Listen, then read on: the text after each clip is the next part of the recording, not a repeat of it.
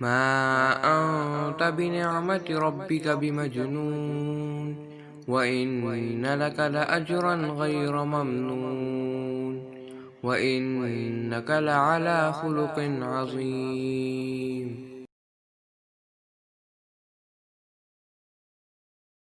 السلام علیکم ورحمۃ اللہ وبرکاتہ نحمدہ ونصلی علی رسولہ الکریم اما بعد فاعوذ باللہ من الشیطان الرجیم بسم اللہ الرحمن الرحیم رب اشرح لی صدری ویسر لی امری واحلل عقدۃ من لسانی یفقہوا قولی رب زدنی علما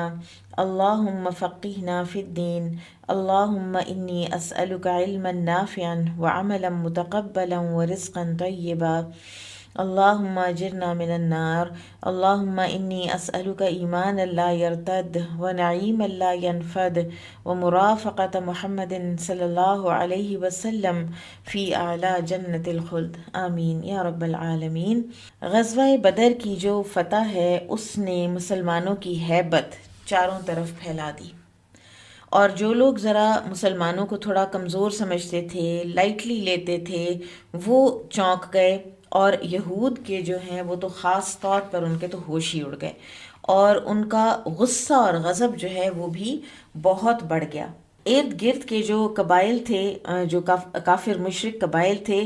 وہ بھی کوئی نہ کوئی سرگرمی جو ہے وہ کرتے رہتے تھے مسلمانوں کو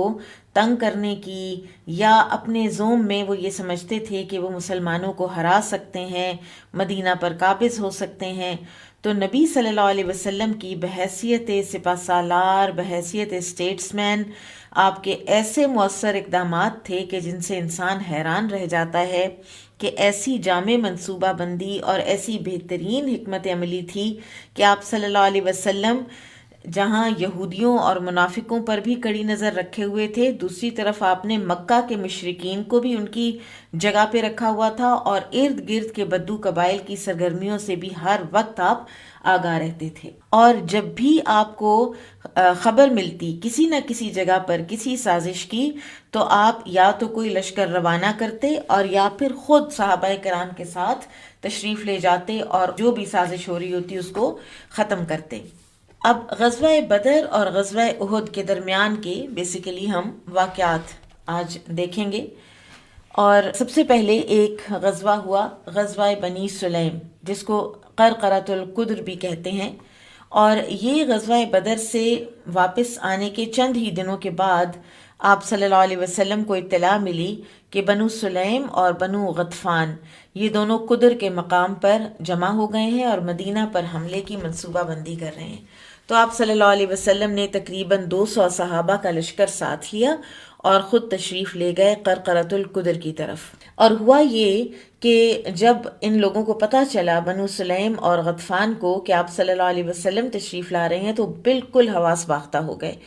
اور وہ اپنا سارا سامان وغیرہ چھوڑ کر تو وادی کے ساتھ ایک پہاڑ تھا اس کے اوپر جا پہنچے، اور نبی صلی اللہ علیہ وسلم جب اپنے لشکر کے ساتھ وادی قدر پہنچے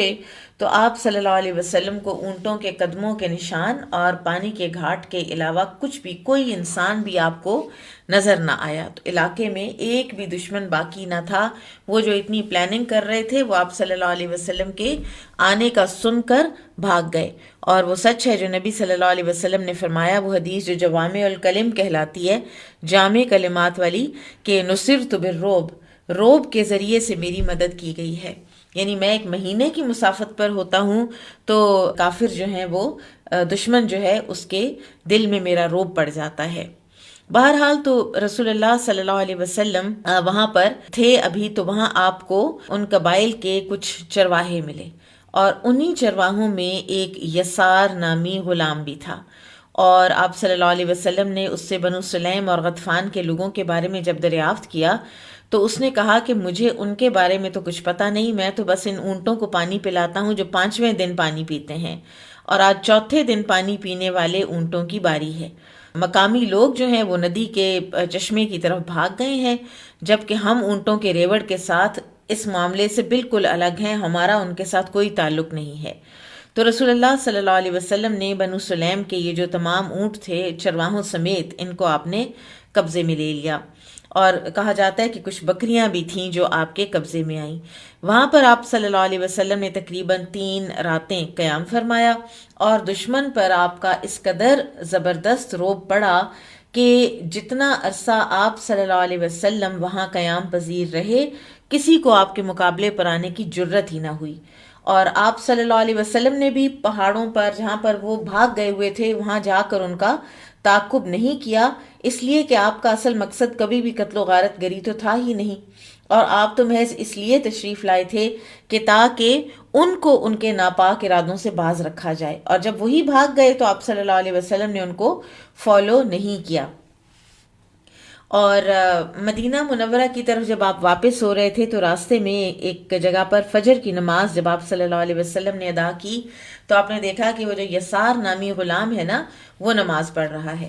اور پھر نبی صلی اللہ علیہ وسلم نے یسار کو آزاد کر دیا تھا، یہ مسلمان ہوا اور یہ بہت اچھا مسلمان ہوا۔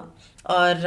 اس غزوہ کے لیے رسول اللہ صلی اللہ علیہ وسلم 15 دن مدینہ سے باہر رہے تھے۔ پھر دوسرا ایک بڑا واقعہ جو ہوا ہے وہ ہے غزوہ بنو قینقاع۔ اور بنو قینقاع جو ہیں یہ یہود کے 3 قبائل میں سے ایک قبیلہ تھے۔ اب آپ ذرا یاد کر لیجئے کہ جب رسول اللہ صلی اللہ علیہ وسلم مدینہ ہجرت کر کے آئے ہیں تو لوگ بیسکلی 3 قسموں میں بٹ چکے تھے۔ ایک تو وہ تھے جن سے آپ صلی اللہ علیہ وسلم نے اس شرط پر صلح کر لی تھی کہ وہ نہ تو آپ سے جنگ کریں گے نہ دشمن کو آپ کے خلاف اکسائیں گے، اور یہ تھے یہود کے 3 قبیلے، بنو قریظہ، بنو نذیر اور بنو قینقاع۔ دوسری قسم کے لوگ وہ تھے جنہوں نے آپ سے جنگ کی اور دشمنی مول لی، اور یہ تھے کفار قریش۔ کفار قریش جو دشمن ہے، اس دشمن کی نوعیت بالکل باقی دشمنوں سے فرق تھی۔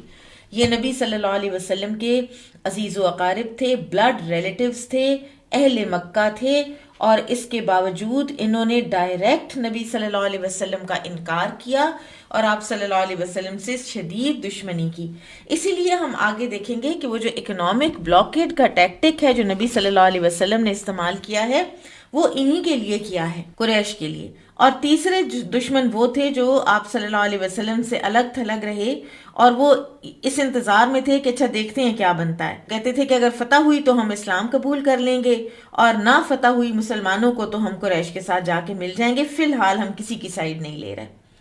تو ان میں سے کچھ تھے جو سنسیئر تھے جیسے قبیلہ خزاعہ، اور کچھ تھے جو مسلمانوں کے دشمن تھے جیسے بنو بکر تھے۔ اب اس میں یہ جو تینوں قسمیں ہیں، ان میں جو یہود ہیں اب اس وقت وہ ایک بہت بڑے دشمن بن کے سامنے آئے، کیونکہ کفار مکہ جو ہیں وہ غزوہ بدر کے بعد ایک دفعہ ان کی قوت ٹوٹ گئی، وہ شدید غم و غصے کا شکار ہو کر مکہ میں بند ہوئے پڑے تھے، اور ایک میسج ان کو چلا گیا تھا کہ ہمیں مذاق نہیں سمجھ سکتے، تم ہمیں لائٹلی نہیں لے سکتے۔ لیکن یہ جو یہودی ہیں یہ اور زیادہ غصے میں آ گئے، اور انہوں نے اس طرح کی باتیں شروع کر دی کہ کفار مکہ کو تو لڑنا نہیں آتا، ہمارے ساتھ یہ لڑیں گے تو انہیں سمجھ آئے گی، اور بہت اس طرح کے ریڈیکیولنگ جو تھے ریمارکس وہ یہ لوگ دینے لگ گئے یہود جو ہیں۔ سب سے پہلے جس قبیلے نے عہد شکنی کی مسلمانوں کے ساتھ، اور جو عہد کیا ہوا تھا وہ کیا عہد تھا؟ وہ عہد یہ تھا کہ یہ لوگ صلح رکھیں گے مسلمانوں کے ساتھ، نہ آپ سے جنگ کریں گے اور نہ کسی اور کو آپ کے خلاف جنگ میں اکسائیں گے، اور نہ ہی کسی مخالف کی مدد کریں گے۔ تو اس عہد کا توڑنے والے سب سے پہلے بنو قینقاع تھے۔ اب ہوا یہ کہ بنو قینقاع جو ہیں یہ بیسیکلی ایک بہت بہادر اور جنگجو لوگ تھے۔ سیدنا عبداللہ بن سلام رضی اللہ تعالی عنہ انہی کے قبیلے سے تھے، اور رئیس المنافقین عبداللہ بن ابی کے یہ حلیف تھے، اور انہیں اپنی بہادری اور دولت مندی پر بڑا ناز تھا۔ بڑے مغرور، متکبر اور سرکش لوگ تھے یہ، اور مسلمانوں سے بہت سخت دشمنی دل ہی دل میں رکھتے تھے۔ اب انہوں نے جب یہ دیکھا کہ رسول اللہ صلی اللہ علیہ وسلم نے بدر میں کفار کو مات کر دیا ہے، تو انہوں نے سب سے پہلے تو ایک یہ سازش کی۔ ان کا ایک بوڑھا تھا جس کا نام شاس آتا ہے، شاس بن قیس، اور بہت پکا کافر اور دل میں مسلمانوں کے لیے بغض اور حسد سے بھرا ہوا۔ تو یہ ایک دن گزرا تو اوس اور خزرج بیٹھے آپس میں بڑے بھائی چارے کی طرح سے باتیں کر رہے تھے، تو اس کو دیکھ کر تو یہ بہت جلن ہوئی اور بہت ہی زیادہ یہ غصے کا شکار ہوا. تو اس نے اپنے ساتھ ایک یہودی ایک نوجوان تھا، تو اس کو سکھائے کچھ جنگ بواس کے حوالے سے اشعار. اور جنگ بواس کا میں آپ کو بتا چکی ہوں کہ وہ ان دونوں قبائل کے درمیان ہوئی اور اس میں ان کے بڑے بڑے سردار مارے جا چکے تھے. ان دونوں قبائل کی دوستی ہوئی ہی اسلام کی بنیاد پر تھی. تو وہ جو نوجوان ہے وہ ان کے پاس جا کے بیٹھ گیا اور اس نے جنگ بواس کے حوالے سے کچھ ایسے اشعار کہے کہ یہ جو ہیں اوس اور خزرجی ان کے غصے اور غم اور وہ بھڑک اٹھے اور یہ آپس میں باتیں کرنے لگے اور ایک دوسرے کو تانے دینے لگے اور ایک دوسرے پر اپنی بہادری کے جو چرچے ہیں وہ کرنے لگے. اور کہا جاتا ہے کہ گھٹنوں کے بل بیٹھ کر ایک دوسرے کے آمنے سامنے اور ایک دوسرے سے یہ لڑنے لگ گئے. پھر کہنے لگے، ایک نے ان میں سے کہا کہ اگر چاہو تو ٹھیک ہے، جنگ بواس کو ہی دوبارہ چھیڑ لیتے ہیں، آؤ پھر سے لڑتے ہیں. اور دوسرے نے بھی کہا کہ ہاں ہاں بالکل ٹھیک ہے، اور ہتھیار ہتھیار اور اس طرح کی ساری باتیں ہونے لگیں. جگہ بھی انہوں نے کہا کہ ہم فلاں جگہ پہ پہنچ جاتے ہیں اور جنگ شروع کرتے ہیں. تو رسول اللہ صلی اللہ علیہ وسلم کو اس صورتحال کی اطلاع پہنچی تو آپ صلی اللہ علیہ وسلم تشریف لائے کچھ مہاجر صحابہ کو ساتھ لے کر، اور آپ صلی اللہ علیہ وسلم نے فرمایا، اللہ اللہ، میرے ہوتے ہوئے جاہلیت کی یہ پکار، اور وہ بھی اس کے بعد کہ اللہ نے تمہیں اسلام کی ہدایت نصیب فرمائی، اس کے ذریعے سے تمہیں عزت بخشی، تم سے جاہلیت کے اثرات کا خاتمہ فرما دیا، تمہیں کفر سے نجات عطا فرمائی اور تمہارے دلوں میں الفت ڈال دی. یہ سن کر جیسے ایک انسان جو ہے وہ ہوش میں آتا ہے، کوئی گفتگو سن کر بعض اوقات تو یہ ہوش میں آئے، اور جب آپ کا دل سچا ہو اور ایمان سے لبریز ہو اور پھر آپ جب ڈولتے ہیں تو پھر اللہ تعالیٰ بھی آپ کو واپس لاتے ہیں. اور وہ فوراً وہ رونے لگے اور ایک دوسرے کے گلے ملے اور نبی صلی اللہ علیہ وسلم کو سمعنا و اطعنا کا مظاہرہ کرتے ہوئے آپ صلی اللہ علیہ وسلم کے ساتھ واپس آ گئے. اگر آپ سورت آل عمران کا مطالعہ کریں نا تو اس میں بہت سی جو آیات ہیں، یا اہل الکتاب یا اہل الکتاب لم تکفرون بآیات اللہ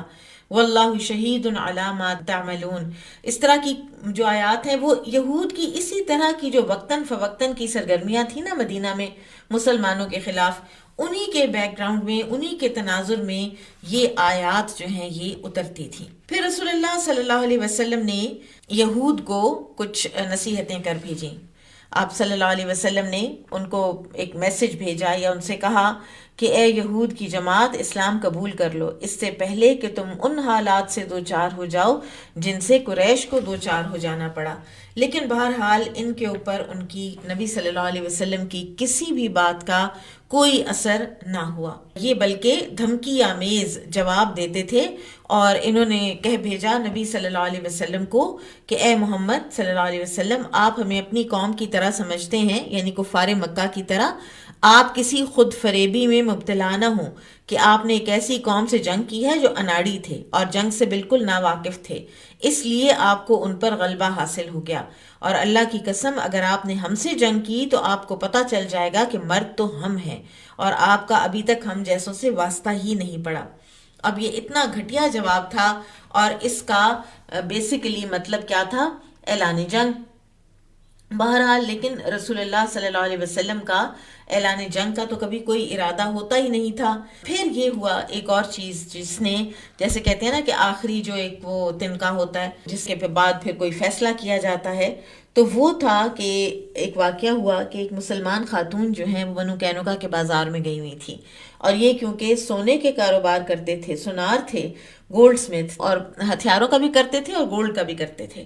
تو خواتین کا آنا جانا رہتا تھا، مسلمان خواتین جاتی تھیں. تو ایک خاتون اپنی کوئی چیز بیچی انہوں نے، پھر وہ اس ایک سونار کے پاس آ کر بیٹھیں اور وہاں پر موجود جو یہودی تھے ان کو ایک شرارت سوجھی. انہوں نے ایک نے کیا کیا کہ ان خاتون کے پیچھے آگے خاموشی سے بیٹھ گیا اور ان کا جو بھی لباس تھا، جو وہ یا وہ لمبا کوئی چوغا انہوں نے پہنا ہوا تھا، تو اس کو نیچے سے اس نے پکڑ کر کسی ہک کے ساتھ، کسی چیز کے ساتھ اس کو لگا دیا. ان خاتون کو کچھ پتہ نہیں. وہ جب اٹھیں تو ان کا جو سطر ہے وہ کھل گیا. تو یہ دیکھ کر جو یہودی ہیں سارے کے سارے انہوں نے کہکے مارنے شروع کر دیے، اور جو خاتون ہیں وہ بہت شدید غم و غصے سے انہوں نے چیخو پکار شروع کی. بازار میں ایک مسلمان بھی موجود تھے. ان مسلمان کو غیرت آئی اور انہوں نے آ کے اس یہودی کا قتل کر دیا، اور جواب میں وہ جو یہودی تھے انہوں نے مسلمان کو شہید کر دیا. اب یہ ایک بہت ہی آفینسو، بہت ہی بڑا ایک واقعہ تھا کہ نہ مسلمان عورتوں کی عصمت ان سے محفوظ ہے، اس کا مطلب ہے، اور نہ ہی ان کے بازاروں میں مسلمانوں کی جانیں محفوظ ہیں۔ تو یہاں پر جو اطلاع ہے جب نبی صلی اللہ علیہ وسلم کو پہنچی تو یہ تو ایک باقاعدہ ناقابل معافی جرم تھا۔ تو ایسے میں جبرائیل علیہ السلام تشریف لائے اور یہ آیت مبارکہ لے کر نازل ہوئے، وَإِمَّا تَخَافَنَّ مِن قَوْمٍ خِيَانَةً فَانبِذْ إِلَيْهِمْ عَلَى سَوَاءٍ إِنَّ اللَّهَ لَا يُحِبُّ الْخَائِنِينَ، کہ اور اگر آپ کو کسی قوم کی طرف سے خیانت یعنی بدعہدی کا خوف ہو تو برابری کی سطح پر ان کا عہد ان کے منہ پر دے مارے، بے شک اللہ خیانت یعنی بدعہدی کرنے والوں کو پسند نہیں کرتا۔ پھر رسول اللہ صلی اللہ علیہ وسلم نے بنو قینقاع کو سبق سکھانے کا ارادہ فرمایا اور ان پر چڑھائی کی تیاری شروع کی۔ سیدنا ابو لبابہ بشیر بن عبد المنذر کو مدینہ منورہ کا آپ نے نائب مقرر کیا، اور یہ وہ خوش نصیب صحابی ہیں کہ جنہیں 3 بار آپ صلی اللہ علیہ وسلم نے خود مدینہ سے نکلتے ہوئے ان کو اپنا نائب بنایا ہے، ایک غزوہ بدر کے موقع پر، دوسرے غزوہ بنو قینقاع اور تیسرے غزوہ سویق کے دوران بھی یہی نائب تھے۔ اور یہ تھا شوال سن 2 ہجری، 17 رمضان سن 2 ہجری کو ابھی غزوہ بدر ہوا ہے، اور یہ شوال سن 2 ہجری لیس دین اے منتھ لیٹر یہ جو واقعہ ہے بنو قینقاع والا یہ ہو گیا۔ رسول اللہ صلی اللہ علیہ وسلم نے محاصرہ کر لیا، ان کا سیج کر لی، اور یہ محاصرہ جو ہے یہ 15 دن تک مسلسل جاری رہا، اور اس دوران میں بنو قینقاع کو ہمت نہ ہوئی کہ وہ مسلمانوں کے مقابلے پر آئیں، اور بالآخر اللہ تعالیٰ نے ان کے دلوں میں مسلمانوں کا رعب ڈال دیا اور ان کا سارا غرور خاک میں مل گیا، اور انہوں نے رسول اللہ صلی اللہ علیہ وسلم سے رحم کی بھیک مانگی، اور آپ صلی اللہ علیہ وسلم کو پیغام بھیج کر یہ اجازت طلب کی کہ کیا ہم قلعے سے اتر کر یہاں سے چلے جائیں، تو آپ صلی اللہ علیہ وسلم نے ان کی یہ درخواست منظور نہیں کی اور فرمایا لا الا علی حکمی، ہرگز نہیں، تمہارے اترنے کی ایک ہی صورت ہے کہ تمہیں میرا فیصلہ ماننا ہوگا۔ تو انہوں نے پھر کہا کہ ٹھیک ہے، ہم آپ صلی اللہ علیہ وسلم کا فیصلہ مانتے ہیں، اور انہوں نے قلعے سے اتر کر اپنے جو ہتھیار ہیں وہ سرنڈر کر دیے۔ تو آپ صلی اللہ علیہ وسلم نے جو پہلا حکم جاری فرمایا ان کے بارے میں وہ یہ تھا کہ ان کو سب کو باندھ لیا جائے۔ تو ان کو جب باندھا جا رہا تھا تو عبداللہ بن ابی جس کے یہ حلیف تھے اور جس کی ساری ہمدردیاں ہمیشہ انہی دشمن قبائل کے ساتھ اور کفار مکہ کے ساتھ رہی ہیں، وہ وہاں آیا اور اس نے جو صحابی باندھ رہے تھے نا ان کو کہا کہ ان کو کھول دو۔ تو جو صحابی تھے انہوں نے کہا کہ کیا تم ایسی قوم کی مشکیں کھولو گے جسے رسول اللہ صلی اللہ علیہ وسلم نے باندھا ہے؟ اللہ کی قسم جو شخص بھی انہیں رسیوں سے آزاد کرے گا میں اس کی گردن اڑا دوں گا۔ اب حالانکہ عبداللہ بن ابی ایک سردار اور بڑے لیول کا بندہ، تو ایک صحابی نے اس کو یہ جواب دیا، تو ظاہر ہے یہ اب ایمان اور کفر کی جنگ تھی، اس میں کسی قسم کا کوئی سٹیٹس جو ہے نا وہ پھر آڑے نہیں آتا۔ تو اس کی بات سن کر عبداللہ بن ابی جو ہے یہ سیدھا رسول اللہ صلی اللہ علیہ وسلم کے پاس گیا، اور کوئی ادب آداب تو اس کو تھے ہی نہیں نا، اور یہ ایک چیک ہے ایمان کا کہ آپ اپنے سے بڑے آدمی، اپنے سے دینی لحاظ سے بڑا، اپنے سے عمر میں بڑا، اس کا آپ کتنا ادب کرتے ہیں۔ تو یہ سیدھا اندر جیسے ہی بارجڈ ان، اور اس نے آ کر کہا اے محمد میرے حلیفوں کے بارے میں احسان کیجیے۔ تو رسول اللہ صلی اللہ علیہ وسلم نے اس کی بات کا کوئی جواب نہ دیا۔ تو اس نے پھر اصرار کیا اور کہا کہ اے محمد میرے حلیفوں کے بارے میں احسان کیجیے۔ تو آپ صلی اللہ علیہ وسلم نے پھر اپنا چہرہ مبارک پھیر لیا، اور اس نے ایسی گستاخی کی کہ پیچھے کی جانب سے آپ نے زرہ پہن رکھی تھی، اور اس زرہ کے نیچے سے آپ صلی اللہ علیہ وسلم کے گریبان میں ہاتھ ڈال دیا۔ تو آپ صلی اللہ علیہ وسلم نے فرمایا ارسلنی، چھوڑو مجھے۔ پھر آپ صلی اللہ علیہ وسلم نے دوبارہ فرمایا ویحک ارسلنی، تیرا ستیہ ناس ہو، چھوڑو مجھے۔ لیکن وہ کہنے لگا کہ اللہ کی قسم میں آپ کو اس وقت تک نہیں چھوڑوں گا جب تک کہ آپ میرے حلیفوں کے بارے میں احسان نہ کریں۔ اور یہ 400 بغیر زرہ کے، اور 300 زرہ پوش نوجوان ہیں، انہوں نے جنگ بواس میں مجھے بچایا، اور آپ ایک صبح میں ان سب کا خاتمہ کرنا چاہتے ہیں، اور میں بالکل یہ نہیں ہونے دوں گا، اور اللہ کی قسم میں زمانے کی گردشوں کا خطرہ محسوس کرتا ہوں، اور آپ یہ مت کیجئے، اور میرے بندے آپ یہ چھوڑ دیں، یہ میرے الائز ہیں، ان کو آپ کو چھوڑنا ہی چھوڑنا پڑے گا۔ تو آپ صلی اللہ علیہ وسلم نے فرمایا ہم لکا، جاؤ تمہارے ہیں، جو کرو ان کے ساتھ، چھوڑ دیتا ہوں ان کو۔ یعنی جو پہلا ارادہ تھا ان کو باندھنے کا یا ان کو غلام بنانے کا یا واٹ ایور، وہ آپ صلی اللہ علیہ وسلم نے ترک کر دیا، اور عبداللہ بن ابی کو کہا کہ اچھا ٹھیک ہے، جاؤ ان کو کھلوا دو۔ اب رسول اللہ صلی اللہ علیہ وسلم نے یہود بنو قینقاع کی جلا وطنی کا حکم صادر فرمایا، تو انہوں نے کہا کہ اے محمد، لوگوں کے ساتھ ہمارا قرض کا معاملہ ہے۔ تو آپ صلی اللہ علیہ وسلم نے فرمایا تعجلوا ودعوا، کہ جلدی کرو اور کمی کرو، یعنی اپنا قرض جلدی جلدی واپس لو اور کچھ کمی کرو، جو سود تم لوگ لیتے ہو وہ چھوڑو، اور 3 دن کی مہلت عطا فرمائی کہ ان 3 دنوں کے اندر اندر بس پھر تم لوگ یہاں سے نکل جاؤ۔ اب آپ دیکھیں کہ یہاں پر ایک طرف عبداللہ بن ابی تھا، خزرج کا ایک سردار، اس کا کیا کردار تھا، دوسری طرف عبادہ بن صامت ہیں، وہ بھی خزرج کے ہیں، وہ بھی ایک سردار کے لیول کے انسان ہیں، اور ان کے بھی الائز تھے یہ دور جاہلیت میں بنو قینقاع۔ لیکن جب بنو قینقاع نے کہا کہ اوس اور خزرج سے کہ تم نے ہمارے ساتھ یہ سلوک کیا ہے حالانکہ تم ہمارے حلیف تھے، تو عبادہ رضی اللہ عنہ نے انہیں 2 ٹوک لفظوں میں جواب دیا کہ جب تم نے مسلمانوں سے جنگ کی ابتدا کی تو میں اسی وقت اللہ کے رسول صلی اللہ علیہ وسلم کی خدمت میں حاضر ہوا تھا اور عرض کی تھی کہ اے اللہ کے رسول، میں آپ کے حضور ان سے اور ان کے معاہدے سے دستبردار ہوتا ہوں۔ یعنی ایمان جو ہے نا، اگر پکا ہو اور پختہ ہو تو وہ کسی صورت بھی آپ کو کسی اور طرف جانے نہیں دیتا، کسی اور طرف دیکھنے نہیں دیتا کہ آپ کو کچھ سیکنڈ تھاٹس آنے لگ جائیں کہ کسی کے سٹیٹس کی وجہ سے یا کسی کے ساتھ ہمدردی کی وجہ سے یا پرانے تعلقات کی وجہ سے تو آپ ایمان کو خطرے میں ڈالیں یا آپ اسلام کو نقصان پہنچائیں، تو ایمان تو کسی کو یہ نہیں کرنے دیتا۔ پھر یہ جو بنو قینقاع کے یہود ہیں یہ جلا وطن ہوئے، انہوں نے عبادہ بن صامت سے کہا کہ ہمیں کچھ مہلت لے دو، تو انہوں نے کہا کہ نبی صلی اللہ علیہ وسلم نے تمہیں 3 دن دیے ہیں، میں ہوتا تو میں تمہیں اس سے بھی کم دیتا۔ بہرحال جب 3 دن گزر گئے تو یہ نکلے وہاں سے، یہ شام کی طرف چلے گئے تھے، سیریا کی طرف چلے گئے۔ ایک صحابی ہیں صبرہ رضی اللہ عنہ، یہ بیان کرتے ہیں کہ میں شام سے واپس آ رہا تھا، تجارتی کاموں کے لیے جاتے رہتے تھے، تو راستے میں میری ملاقات بنو قینقاع سے ہوئی تھی۔ وہ اپنے بچوں اور عورتوں کو سواریوں پر سوار کیے ہوئے تھے اور خود پیدل چل رہے تھے، تو میرے پوچھنے پر انہوں نے بتایا کہ ہمیں محمد صلی اللہ علیہ وسلم نے جلا وطن کر دیا ہے اور ہمارے مال بھی لے لیے ہیں۔ تو میں نے پوچھا کہ اچھا تم لوگوں کا کہاں کا ارادہ ہے؟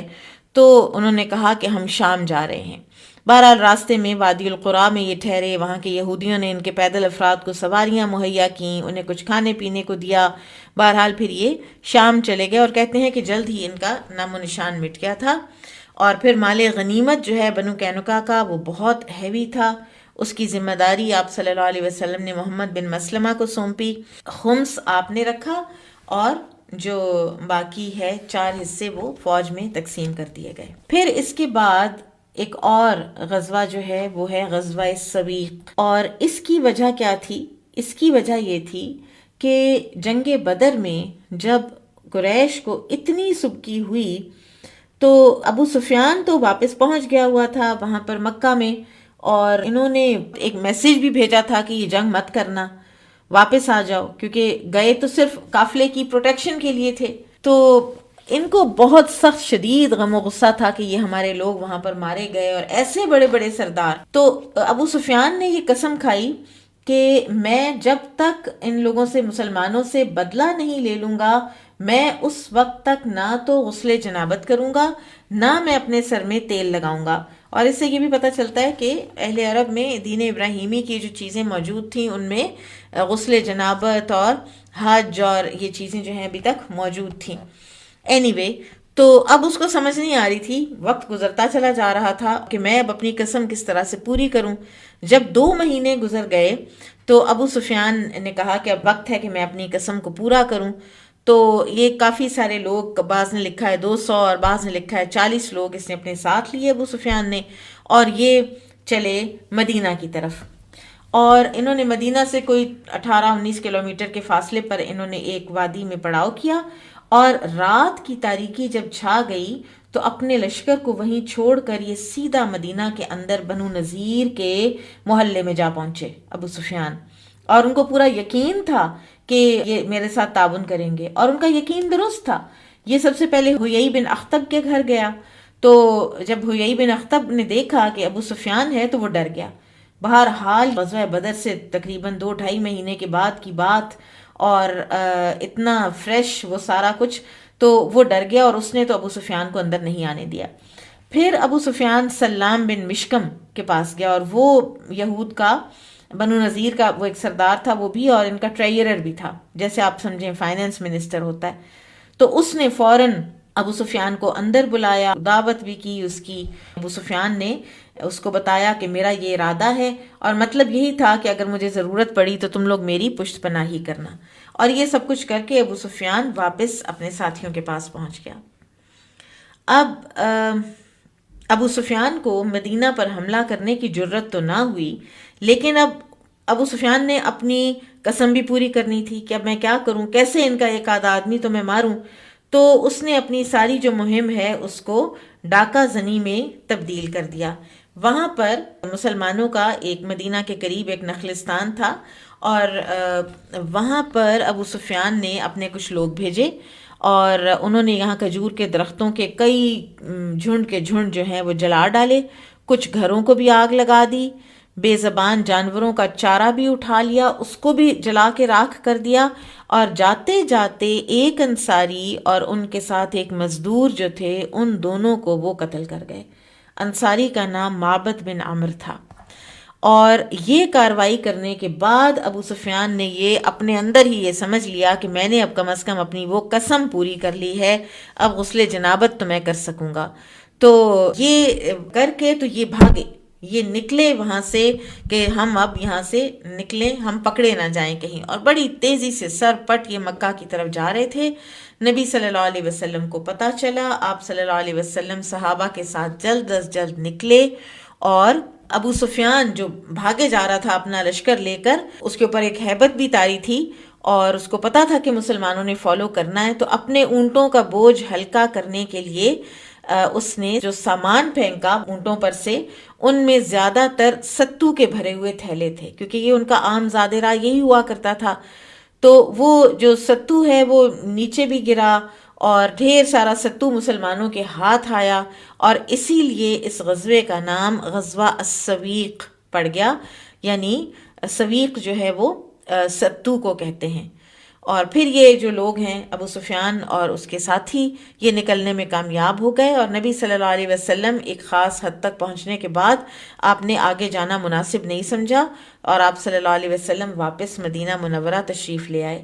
واپس آ کر صحابہ کرام کو ایک اشکال پیدا ہوا ذہن میں کہ ہم تو دشمن سے لڑے بغیر ہی واپس آ گئے ہیں، تو اللہ جانے ہمارا یہ سفر جہاد شمار ہوگا بھی یا نہیں۔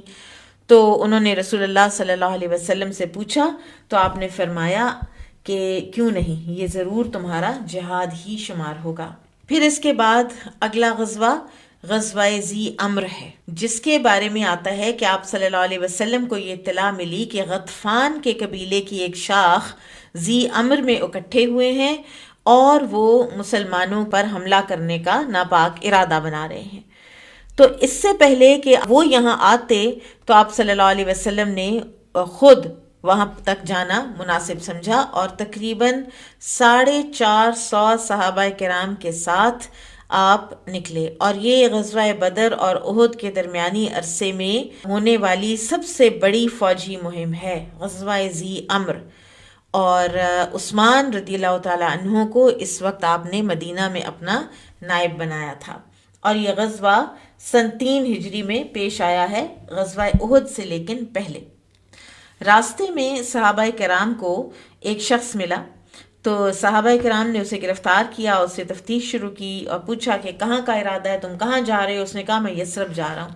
تو انہوں نے کہا کہ یثرب میں تمہارا کیا کام ہے؟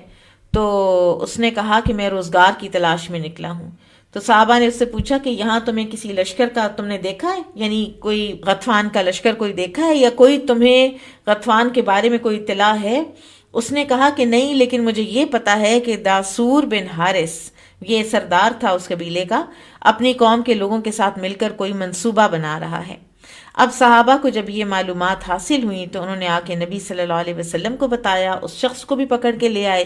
اس شخص کو تو آپ صلی اللہ علیہ وسلم نے جب اسلام کی دعوت دی تو وہ مسلمان ہو گیا۔ یہ جو شخص جو مسلمان ہوا تھا، اس نے نبی صلی اللہ علیہ وسلم سے عرض کی کہ یا رسول اللہ، وہ ہرگز آپ کا سامنا نہیں کریں گے۔ اگر انہیں آپ کی آمد کے بارے میں ذرا سی بھی سنگن ہو گئی تو وہ فرار ہو کر پہاڑوں کی چوٹیوں پر چڑھ جائیں گے، اور میں خود آپ کے ساتھ جاؤں گا، اور میں آپ کو ان کی کمزوریوں سے اور ٹیکٹکس سے میں آگاہ کروں گا کہ کس طرح آپ ان کو ہرا سکتے ہیں۔ اس شخص کا نام جبار تھا، ٹھیک ہے۔ تو جبار کو اپنے ساتھ لے کر رسول اللہ صلی اللہ علیہ وسلم نکلے اور اسے بلال رضی اللہ عنہ کے سپرد کیا تاکہ وہ اسے دین کی تعلیم دیں اور شریعت بتا سکیں، سکھا سکیں۔ بہرحال ایسا ہی ہوا جیسا اس نے کہا تھا، اور اسلامی لشکر کو آتے دیکھا تو وہ سارے کے سارے لوگ اپنی پوری بستی خالی کر کے نکل بھاگے اور پہاڑوں پر جا چڑھے، اور وہ اتنے چالاک تھے کہ وہ اپنے مویشی اور بال بچوں کو پہلے سے ہی پہاڑوں پر پہنچا چکے تھے کہ تاکہ مال غنیمت میں ہماری کوئی چیز بھی مسلمانوں کے ہاتھ نہ لگے۔ تو رسول اللہ صلی اللہ علیہ وسلم کا ان کے ایک آدمی سے بھی آمنا سامنا نہ ہوا۔ اب یہ جو لوگ تھے نا، یہ پہاڑوں کی چوٹیوں پر نقل و حرکت کرتے مسلمانوں کو نظر آ رہے تھے۔ تو آپ صلی اللہ علیہ وسلم نے ذی امر نامی چشمے پر وہاں پہ پڑاؤ ڈالا، اور ایسے میں تیز بارش ہوئی، اور اسی تیز بارش میں آپ صلی اللہ علیہ وسلم رفع حاجت کے لیے تشریف لے گئے۔ آپ کے کپڑے بھیگ گئے، آپ صلی اللہ علیہ وسلم نے ان کو اتار کر تو ایک درخت پر ایسے سوکھنے کے لیے لٹکایا،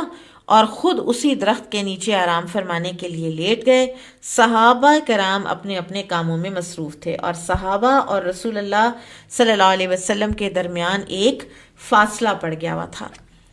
اب یہ جو بدو لوگ ہیں پہاڑوں پر سے یہ ساری نقل و حرکت دیکھ رہے تھے۔ جو ہی انہوں نے دیکھا کہ صحابہ کی جماعت الگ ہے اور نبی صلی اللہ علیہ وسلم ایک فاصلے پر الگ ہے اور درخت کی چھاؤں میں آرام فرما رہے ہیں، تو انہوں نے یہ سوچا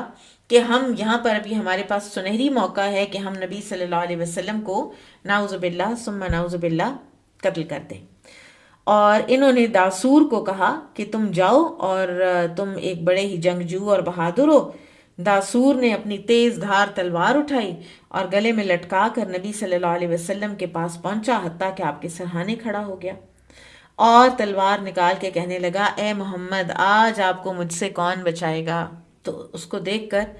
آپ نے بدستور اطمینان سے لیٹے لیٹے فرمایا، اللہ۔ تو آپ صلی اللہ علیہ وسلم کی یہ فرمانے کی دیر تھی، کہتے ہیں کہ جبرائیل علیہ السلام نے اس کو دھکا دیا اس کے سینے پر، تلوار اس کے ہاتھ سے گر گئی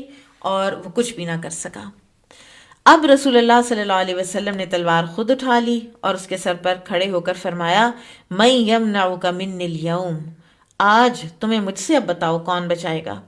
تو اس نے کانپتے ہوئے کہا، مجھے کوئی نہیں بچا سکتا۔ یہ کہتے ہی وہ بے ساختہ کہنے لگا، فَأَنَا أَشْهَدُ أَن لَا إِلَٰهَ إِلَّا اللَّهُ وَأَنَّ مُحَمَّدًا رَّسُولُ اللَّهِ وَاللَّهِ لَا أُكْثِرُ عَلَيْكَ جَمْعًا أَبَدًا، میں گواہی دیتا ہوں کہ اللہ کے سوا کوئی معبود برحق نہیں، اور محمد صلی اللہ علیہ وسلم اللہ کے رسول ہیں، اور اللہ کی قسم آئندہ میں کبھی آپ کے خلاف لوگوں کی جتھا بندی نہیں کروں گا۔ یعنی داسور جو ہے وہ مسلمان ہو گیا، مسلمان ہو کر وہ واپس اپنی قوم میں گیا، آپ صلی اللہ علیہ وسلم نے اسی کی تلوار اس کو واپس کر دی۔ کہتے ہیں کہ وہ تلوار لے کر جانے لگا تو رک کے پھر دوبارہ پوچھا کہ آپ نے مجھ پر یہ احسان کیا ہے اور آپ احسان کے معاملے میں مجھ سے بہتر ہیں۔ تو نبی صلی اللہ علیہ وسلم نے فرمایا، میں تم سے اس بات کا زیادہ حقدار ہوں کہ میں احسان کروں۔ تو یہ واپس اپنی قوم میں گیا، اپنی قوم کو اس نے تعلیم دی، اسلام کی، ان کو بتایا، اور وہ اس انتظار میں تھے کہ وہ کوئی خوشخبری لے کر تو واپس آ رہا ہے، تلوار بھی اس کے ہاتھ میں ہے، تو کوئی کارنامہ انجام کر کے ہی آ گیا ہے۔ تو آ کے اس نے اپنی قوم کو جب بتایا اور اس نے کہا کہ میں مارنے تو لگا تھا، لیکن ایک گورا چٹا آدمی درمیان میں آ گیا اور اس نے مجھے سینے کو دھکا دیا تو میں پیٹھ کے بل گر گیا، تو میں نے جان لیا کہ یہ کوئی انسان نہیں، یہ تو کوئی فرشتہ ہے۔ تو اس وقت میں مسلمان ہو گیا، اور انہی داسور کے جو ہاتھ پر بہت سے لوگ مسلمان ہوئے، اور یہ ایک اچھے مسلمان رہے بعد میں۔ یہ جو تلوار والا واقعہ ہے، ایسا ہی ایک واقعہ غزوہ ذات الرقاع سے واپسی کے موقع پر بھی پیش آیا تھا، جس کو صحیح بخاری میں بھی امام بخاری نے بھی درج کیا ہے۔ تو بعض علماء کہتے ہیں کہ یہ دونوں ایک ہی واقعہ ہیں، لیکن علماء کی ایک جو جید علماء ہیں، امام بہقی، حافظ ابن کثیر، حافظ ابن حجر العسقلانی، یہ سب لکھتے ہیں کہ یہ دو الگ الگ واقعات ہیں، کیونکہ وہ جو صحیح بخاری والا واقعہ ہے اس میں جو آدمی ہے اس کا نام غورث تھا اور وہ مسلمان بھی نہیں ہوا تھا، تو لہٰذا یہ پتہ چلتا ہے کہ یہ دو الگ الگ واقعات ہیں۔ پھر اس کے بعد ایک اور واقعہ غزوہ بحران ہوا، اور اس غزوے کے دو اسباب تھے، اور ایک سبب تو یہ تھا کہ قریش کے تجارتی قافلے کی ناکہ بندی کرنا چاہتے تھے رسول اللہ صلی اللہ علیہ وسلم، اور دوسری وجہ جو تھی وہ یہ تھی کہ آپ کو یہ اطلاع موصول ہوئی تھی کہ بنو سلیم کی ایک بھاری تعداد بحران میں جمع ہے اور مسلمانوں پر حملے کی منصوبہ بندی کر رہے ہیں۔ تو رسول اللہ صلی اللہ علیہ وسلم نے اس غزوے کی تیاری شروع کی اور صحابہ کو بھی تیاری کا حکم دیا، اور عبداللہ بن ام مکتوم کو مدینہ کا نائب مقرر فرمایا۔ یہ پچھلی دفعہ بھی ہم نے بات کی تھی نا کہ کیسے نبی صلی اللہ علیہ وسلم فیکلٹیز پہچانتے تھے، صلاحیتیں پہچانتے تھے اپنے صحابہ کی۔ یہ صحابی نابینا تھے اور اس کے باوجود یہ نائب بنے ہیں نبی صلی اللہ علیہ وسلم کے۔ تو جب یہ نبی صلی اللہ علیہ وسلم اپنا لشکر لے کر بحران سے ایک رات کے فاصلے پر تھے تو وہاں انہیں بنو سلیم کا ایک آدمی ملا، تو صحابہ نے اس سے بنو سلیم کے بارے میں پوچھا، ان کی جماعت کے بارے میں کتنے لوگ ہیں، تو اس نے بتایا کہ وہ لوگ تو کل ہی منتشر ہو کر اپنی وادی کی طرف لوٹ گئے ہیں۔ تو رسول اللہ صلی اللہ علیہ وسلم کے حکم پر اس شخص کو ایک صحابی کے سپرد کیا گیا، اور اس کے بعد آپ نے سفر کا آغاز فرمایا اور بحران پہنچے، اور یہاں جو حال تھا وہ کیا تھا، انتہائی انوکھا، کہ نہ بندہ اور نہ کوئی بندے کی ذات،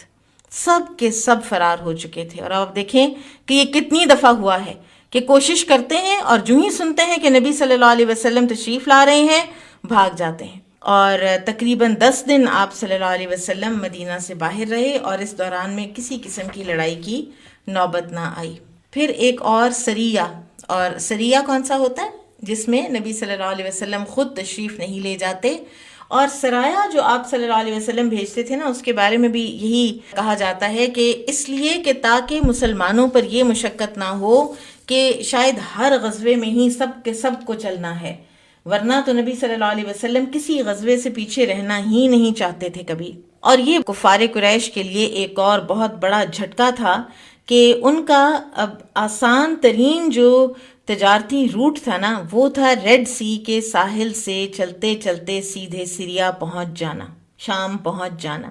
مسلمانوں نے اس کو بلاک کر دیا ہوا تھا، یعنی اب وہ یہاں سے گزریں گے تو وہی غزوہ بدر کی طرح وہ جو اتنا بڑا واقعہ پیش آیا، تو مسلمانوں نے تو اب ان کو نہیں جانے دینا تھا، اور یہ اکنامک بلاکیڈ تھا اور انتہائی جائز تھا جو مسلمانوں نے کفار کا کیا۔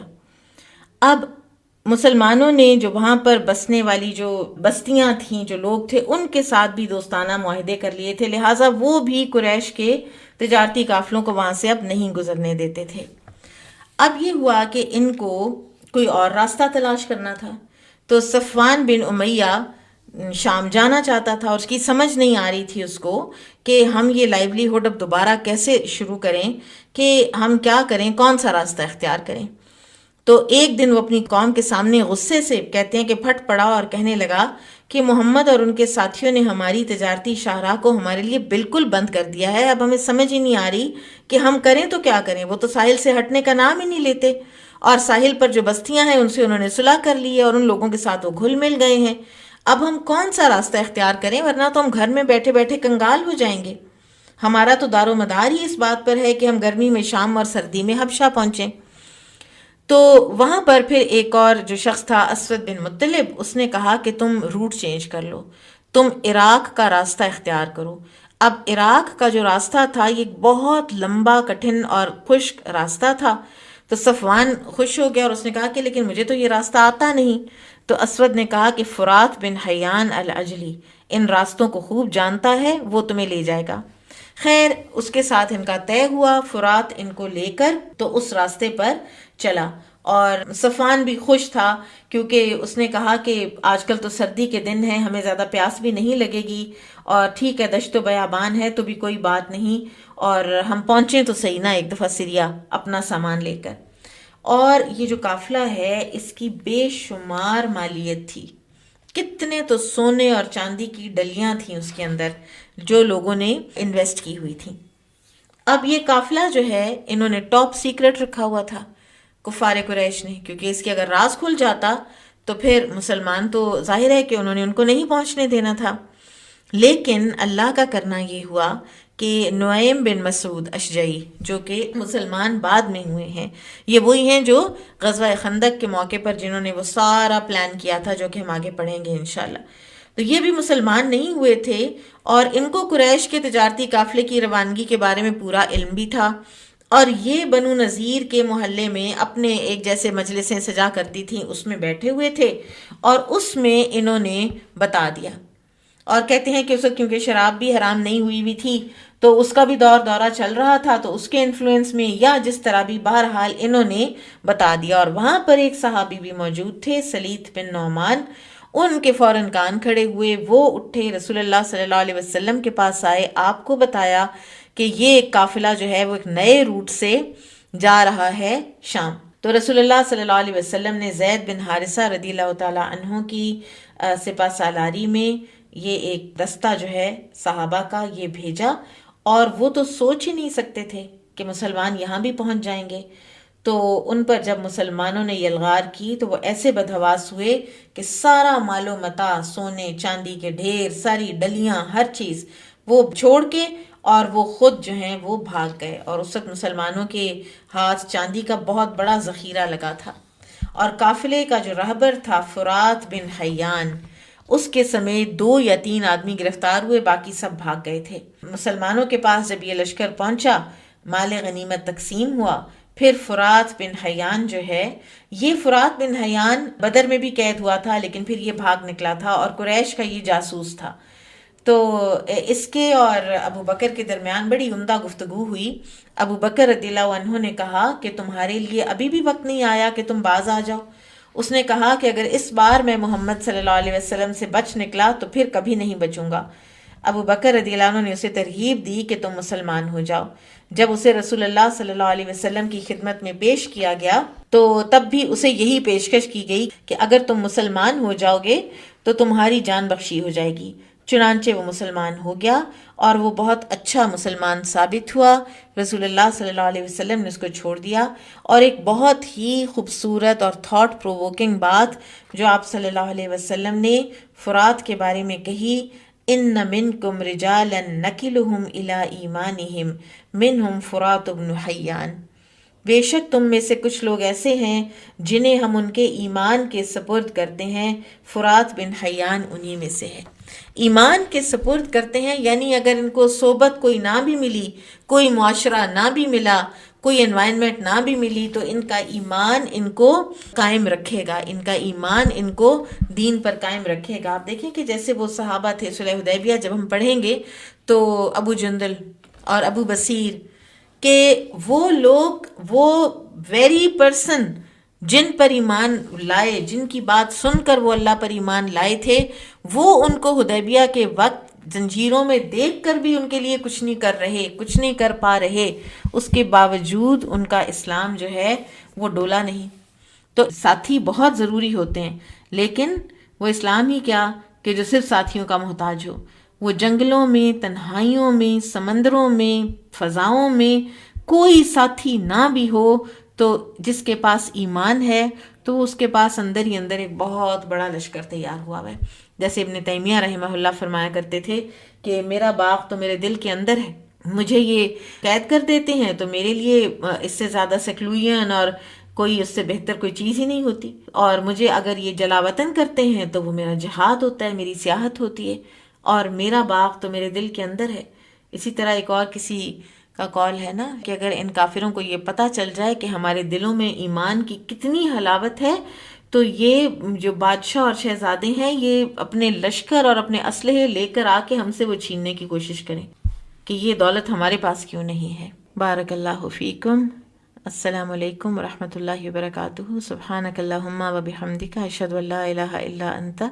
استغفرک و اتوب الیک.